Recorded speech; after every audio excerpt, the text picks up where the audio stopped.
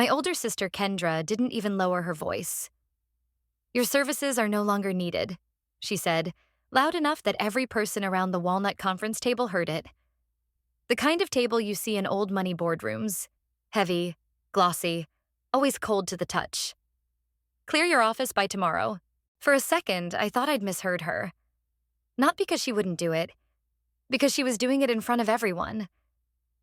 Suits, laptops, water glasses lined up like soldiers. Two outside directors blinking like they'd just watched someone flip a chessboard. And Kendra, sitting in the CEO chair like she'd been born welded to it. I kept my hands flat on my notepad. I'd learned that trick in my 30s. If your hands don't shake, people think you're fine. "That's it?" I asked. Kendra nodded, already turning to the next slide like she'd just canceled a cable subscription. "Yes, Elena, that'll be all." I stood up slowly, smiled at the board like I was leaving early for a dentist appointment, and walked out. The door clicked shut behind me, soft and polite. The moment itself wasn't. I was Elena Parker, 46, and until 10 minutes ago, I was the Senior VP of Operations at Parker & Rowe Logistics, the company my grandfather built in a rented warehouse outside Cleveland, Ohio. I'd spent 20 years turning it into something real. Multi-state contracts, a fleet schedule that ran like clockwork, clients who called me directly because they trusted me, not our logo. And now I was being escorted out of my own family legacy by my sister, who could barely tell a bill of lading from a grocery receipt.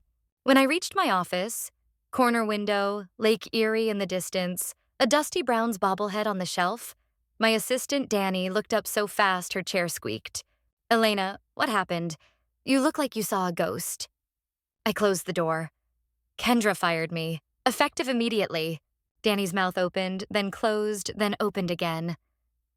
"She can't do that. You run—" "She can," I said. My voice sounded calm, which surprised me. "Dad made her CEO last month. The board rubber-stamped it. She's driving now." "But why would she—" Danny stopped herself because we both knew. Kendra didn't like that I could walk into a client's facility in steel-toe boots, read the workflow in 5 minutes, and fix what was bleeding money by lunch. She didn't like that the warehouse managers respected me. She didn't like that the numbers did. I sat down, stared at my desk, and let the anger rise. Hot, clean, and sharp. Then shoved it into a box in the back of my mind where I kept all the things I couldn't afford to feel during business hours. Then I opened my bottom drawer. Inside was a slim black folder I'd kept for years, behind old performance reviews and a backup phone charger. Danny's eyes flicked to it. "What's that?" she asked, cautious. I slid it out and rested my palm on the cover. "Remember that efficiency restructure I pushed through 4 years ago? The one Dad didn't really understand, but approved because it saved money?" Danny's eyebrows lifted. "The consulting setup?" I nodded. My first real smile of the morning showed up, and it wasn't friendly. "Yeah," I said. "Turns out I didn't just build this company. I built a safety hatch." Small twist, delivered like a whisper. Kendra thought she fired me from the business. She didn't realize she just fired me into the part I actually owned. I didn't leave the building angry. That came later. At first, there was just a strange quiet, the kind you feel after a storm warning but before the rain actually hits. I packed slowly that evening, after most people had gone home. A framed photo of my mom at a July 4th cookout. A coffee mug from a truck stop in Toledo that said "World's Okayest Boss." 20 years of life, reduced to a couple of cardboard boxes from the supply closet. I drove home through surface streets instead of the highway, past strip malls, a closed Kmart, a gas station with diesel pumps humming. Normal American life kept moving. Nobody knew my career had just been wiped off the board. That night, I didn't sleep. I sat at my kitchen table in my ranch-style house, paid off, modest, nothing fancy, and replayed every meeting, every dismissive smile from Kendra, every time Dad said, "Let's not rock the boat." I'd rocked it anyway, quietly. At 6:12 a.m., my phone buzzed. It was Mark Delaney, procurement director at Northridge Foods, our biggest account.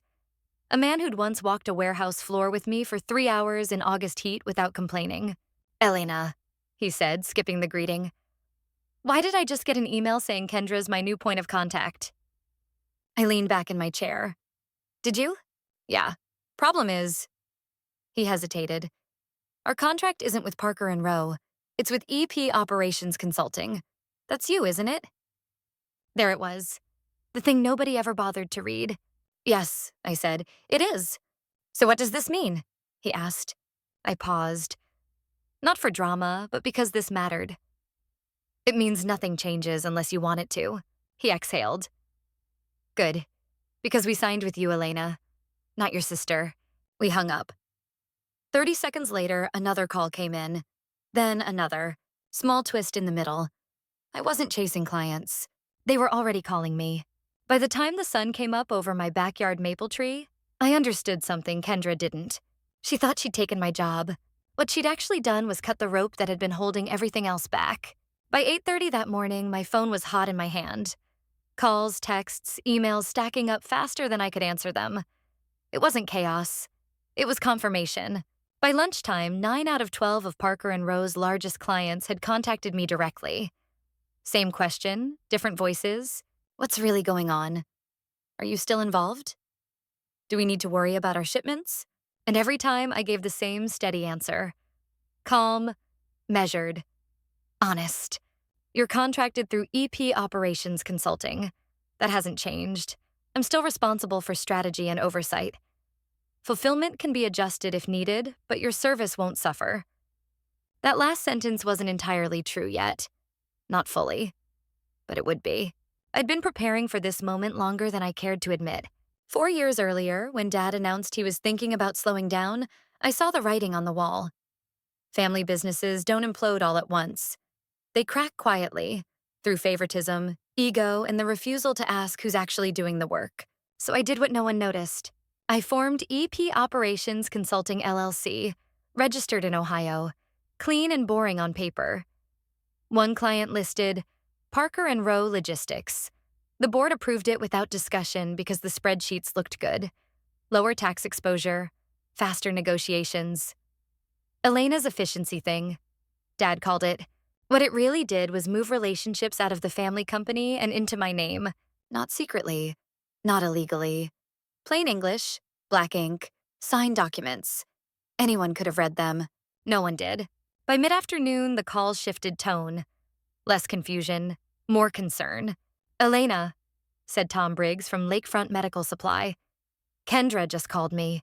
She says you're overstepping, that you're trying to hijack the company. I let myself breathe before answering. Tom, read page 1 of your contract. Top right corner. A pause. Paper shuffling. EP Operations Consulting. He read slowly. Yes, I said. That's me. Another pause. Then a sigh. I thought so. That was the moment I knew Parker and Rowe was in real trouble. Because contracts aren't just paper. They're trust, frozen into language. And the trust wasn't with my sister. At 4:17 p.m., Kendra finally called. I watched her name ring across my screen twice before answering. Where are the client files? She snapped. No hello, no pretense. Same place they've always been, I said. Shared drive, alphabetical. This isn't funny, she said. Beth, Tom, Mark, none of them will talk to me. That's because they don't work with you. A sharp inhale. What are you talking about? I didn't raise my voice. I didn't rush. I imagined her standing in Dad's old office, hands clenched, blinds half open. Read the contract headers, Kendra. EP Operations Consulting is the primary provider. Parker and Rowe is the fulfillment partner. Always has been. Silence, then quieter. You can't do this. I laughed once. Not loud, not cruel, just tired. I didn't do this today, I said. I did it 4 years ago, with Dad's approval, with the board's signatures. This is business. She exploded after that. Accusations, words like betrayal, manipulation, family. The usual ones people use when they realize the rules apply to them too. I let her talk. When she finally stopped, I said, You wanted the title. You got it. But the relationships? Those were earned. I hung up before she could respond. 10 minutes later, Danny knocked on my door. No longer my office, just a borrowed conference room I'd set up in my house. I quit, she said, holding a small box. HR didn't like it. I smiled. You sure? She nodded. I'm tired of pretending the wrong people are in charge. That made two of us. By the end of the day, I'd secured temporary agreements with two fulfillment centers, one outside Columbus, another near Indianapolis. Not ideal. Longer routes? Higher fuel costs? But workable. I ordered takeout. Cold lo mein eaten over legal pads and a laptop balanced on a stack of old mail. I called vendors, negotiated rates in miles and pounds and pallets, promised volume I hadn't fully secured yet. I was building the plane while flying it, and somehow it stayed in the air. At 9:48 p.m., my phone buzzed again. Unknown number. Elena, a familiar voice said. It's Dad. I didn't answer right away. I heard you're causing problems, he continued. I closed my eyes. No, Dad. I'm solving them. You're hurting the company. No, I said. Kendra did that when she fired the person holding it together. Silence this time. Heavy, old. We'll talk tomorrow, he said. Maybe? I replied and hung up. The next morning, while Parker and Rowe held an emergency board meeting, I held my first staff meeting. 8 people sat around a folding table in a rented office space with bad coffee and flickering lights. Former operations managers, analysts, people who knew how the business actually worked. We're behind, I told them. We don't have the infrastructure yet, but we have something they don't. What's that? Asked Marcus, a warehouse lead who'd followed me without hesitation. The clients, I said, and each other. Halfway through the meeting, my attorney called.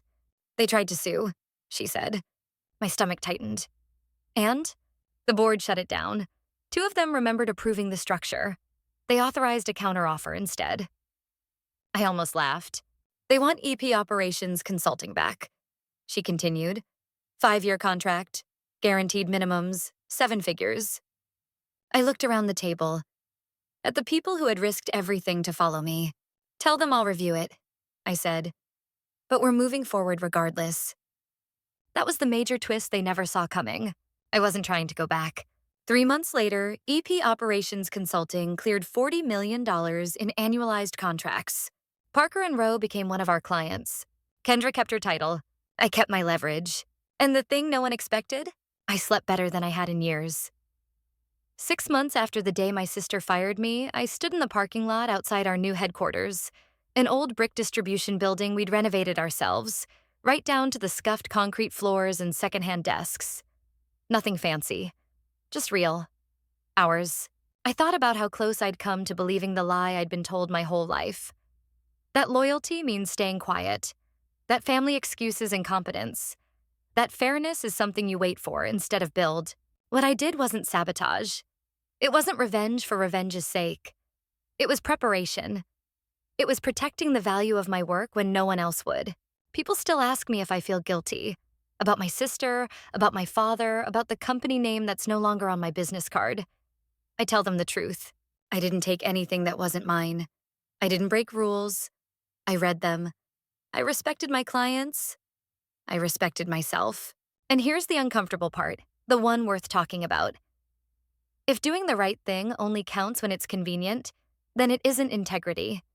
It's performance. Kendra wanted a title. I wanted responsibility. In the end, we both got exactly what we asked for. And I learned something I wish I'd known sooner. You don't win by proving people wrong. You win by making yourself impossible to ignore.